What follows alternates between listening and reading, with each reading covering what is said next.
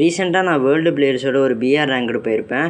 அதில் ஷேனுங்கிற ஒரு player enemy சுற்றி க்ளோவால் போட்டிருப்பான். இவர் ஆஸ்கர் போட்டு அடிக்கலான்னு பார்ப்பாரு. டக்குன்னு நம்ம ஓசிக்கில் எடுத்துருவோம். இங்கே ஒரு எனிமி பார்த்தீங்கன்னா சாண்டோனியோ போட்டு போயிட்டுருப்பான். தலைவன் நான் இருக்கிறது கூட தெரியாமல் நம்ம டீமெட்டை அடிச்சிட்ருப்பான். அவனை எஸ்விடியில் 2 அடியை போட்டாச்சு. அப்புறம் இந்த ஸ்குவாடை எப்படி வைப் பண்ணுறேன்னு பாருங்க. இங்கே ஒரு ஒயிட் சட்டை போயிட்டுருப்பான். சரி வெயிட் பண்ணி அடிக்கலான்னு நானும் அடிச்சு பார்ப்போம். விழுவாது. சரி ஸ்கோப் போடாமல் 3 அடியில் இவனை முடிச்சிடுவேன். தலைவன் நம்ம அப்படியே நின்றுவார். அவரையும் அடித்து அப்படியே முடிச்சிடுவேன். இந்த ஹல்க்கு ப்ரோ வந்து யாருக்கும் தெரியாமல் க்ளோவால் பண்ணி லூட் அடிச்சிட்ருப்பாரு. அவரையும் ஒரு அடியை MP40 அடியை போட்டு முடிச்சிடுவேன். கடைசி ஜோன் வந்துருச்சு. இந்த ஒரு ஸ்குவாட் இருப்பாங்க. இந்த ஒரு ஸ்குவாடையும் நம்ம தான் வைப் பண்ணியிருப்போம்.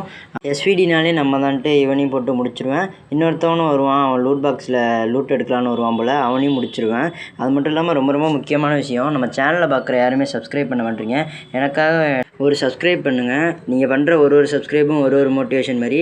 கடைசியாக ஸ்கைலர் இருப்பான். அவனையும் முடிச்சிடுவேன். நம்மளால் லாங்லேருந்து டேமேஜ் கொடுத்துட்டு ஏறி வருவான். ஓரியன் போட்டு குதிரையில் இருக்கும்போதே முடிச்சிடுவேன். மறக்காமல் லைக் அண்ட் சப்ஸ்கிரைப் பண்ணுங்கள் கைஸ்.